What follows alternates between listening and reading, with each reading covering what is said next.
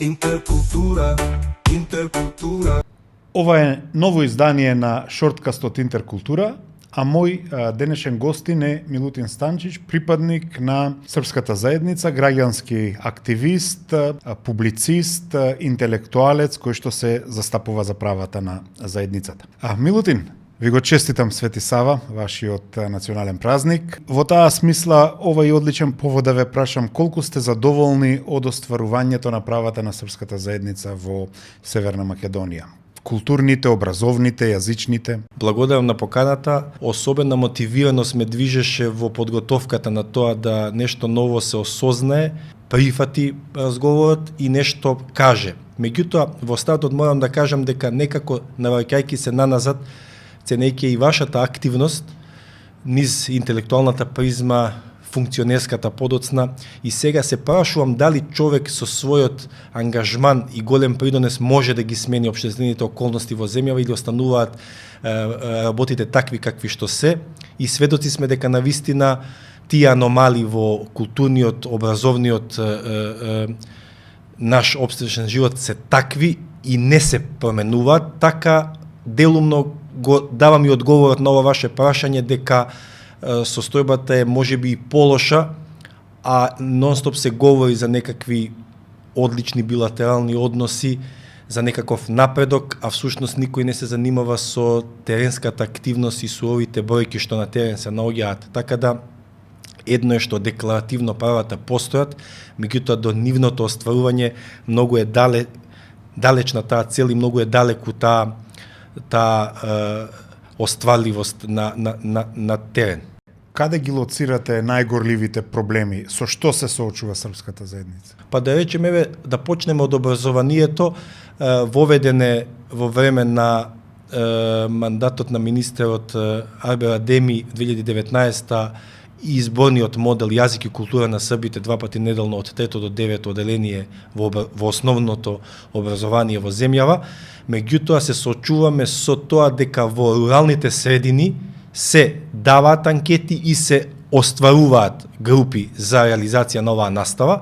Меѓутоа во градските средини гледаме една, како да кажам, своеволност на директорите да не ги исповедуваат тие анкети ако се појави интерес во некој од градските средини, и ние всушност не добиваме можност да тамо каде што има интерес се оствари група на луѓе да го изучуваат овој изборен модел, а не мора да се само припадници на српската заедница, може бидат и припадници на македонската, а со одредена група на своји соученици од другата заедница да остварат. Така да тоа е едно од аномалиите што ги согледуваме на терен, и тоа ништо не се менува. Значи сме детектирале, сме укажале, меѓутоа своеволието на одреден директор на некој училиште му дава за право да едноставно не го спроведе тоа, гледајќи го интересот на тоа да не распишува ново работно место, да ги задоволи предметите изборни со тој кадар што го има, и така да остануваме ускратени за тоа некое право. А имаме и една сериозна аномалија и проблем што редовната настава на српски доживува навистина своевиден пат. Значи, се е помал бројот на овие ученици.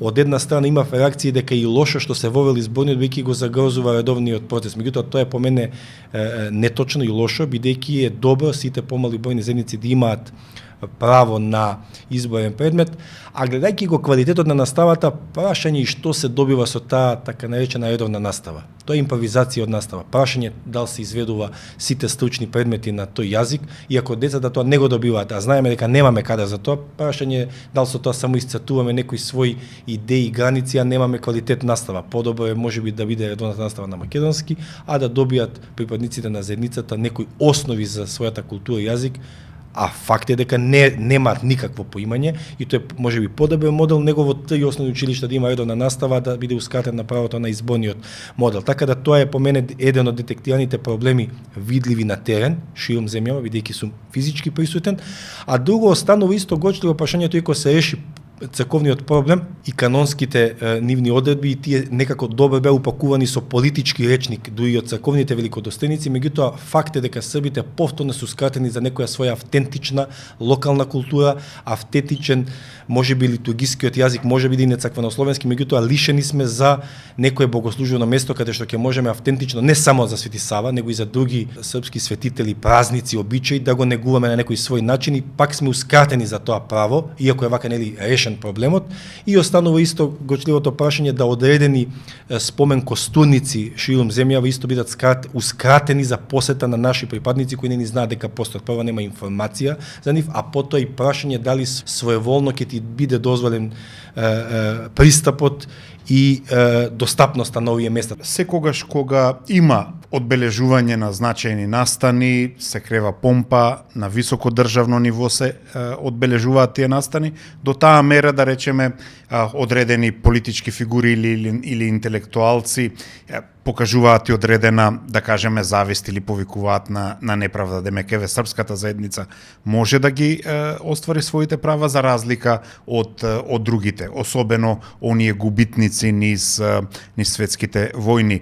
Дали гледаш тука некоја разлика меѓу тие перспективи? Па тоа е малку осетливо прашање, бидејќи прашање е секој како го доживува одредениот историски моменти, аспекти, дали била ослободителна, дали била поробувачка, дали едните биле заменети со други, тоа се зависи кој од кој контекст го гледа и како го проживува и како го детектира. Меѓутоа сега не знам дали е тука пожелно и добро да го толкувам историскиот момент на Втората Балканска војна, на Првата светска војна, обележувањето на тие спомен меморијали. Меѓутоа тука се поставува прашањето и на реториката и на гостите кои земаат учество и какви они политички пораки праќаат. Сега имаме апсурдна ситуација да државниот врв на Србија сака да покаже голема пријателска нота кон Македонија, па сега имаме државници кои говорат и повеќе за тие идеални билатерални односи, занемарувајќи го историскиот контекст на некоја битка која го осликува сосем другиот момент и амбиент. Така да тоа е се дневна политика која нема вистинска призма на историскиот контекст. Дали во таа смисла да речеме баш овие политики, високи политики кои што ги прават матичните држави, влијаат и на конкретна заедница, например, оние на српската држава кон србите во Македонија, но и да речеме и за односите меѓу другите заедници, да речеме дали политиките на Србија кон Босна, Босна кон Косово, Србија кон Косово, кон Бугарија, дали и тие на некој начин ги отежнуваат вашите односи меѓу различните заедници овде во земјата, како влијаат на тоа? Да, јас негде го доживувам тоа како да сме ние припадници на српска заедница во Македонија, како да сме ние статистичка грешка во децималата во идеалните билатерални политички односи. Така го гледам тоа, бидејќи нивните добри говори, нивното остварување на саем на вино, на академии, не ги дотекнуваат вистинските проблеми во секојдневниот живот. Значи денеска е академија, денеска е ова, и кога се спуштат зависите од реалните проблеми на луѓето, од градските до руралните средини. Така да, може би сум ја нестучен за политички да го толкувам тоа што се случува на геополитичко поле кај нас во регионот на пошироко светско ниво, меѓутоа гледам што се случува на терен и какви се сериозни проблеми во културниот, образовниот процес и се е оптоварено со таа дневна политика, да ние не можеме во пописните процеси ни на последните два да се пријавиме бидејќи не сме припадници на политичка партија која е во власта.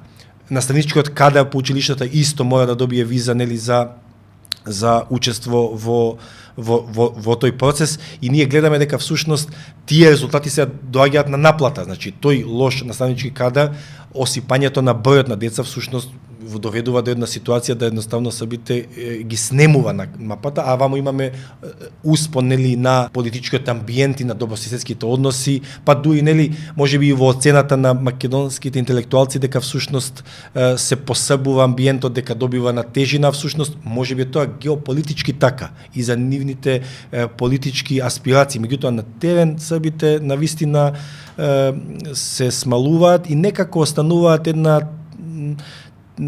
тешка социјална категорија. Значи граѓани од втората етап, значи тоа е многу тешка социјална состојба на луѓе кои остануваат во тие некои зафрлени села и едноставно тие не можат ни да се уподобат, ни да се присутнат и да стекнат ни знаење, ни право дека припаѓаат на српската заедница, особено што ги влече теретот на незнаење дека може да бидат припадници на српската заедница, иако не го знаат стандардниот Вуков јазик, говорат на локален дијалект во средините, немаат државјанство српско и всушност они стварно не се признаени, да речеме, од српската амбасада дека се припадници на српската заедница и не може дури да остварат право ни на српско државјанство кога го бараат. Србите имаат сериозен проблем на писмен кадар кој ќе се занимава со суштинските културолошки и образовни политики и затоа по мене сериозните интелектуалци во земјава кои имаат српско потекло бираат да бидат македонци, не сакајќи да го негуваат својот српски идентитет, иако можеби имаат презиме кое не го смениле, ама едноставно сакаат да бидат дел од мнозинската категорија на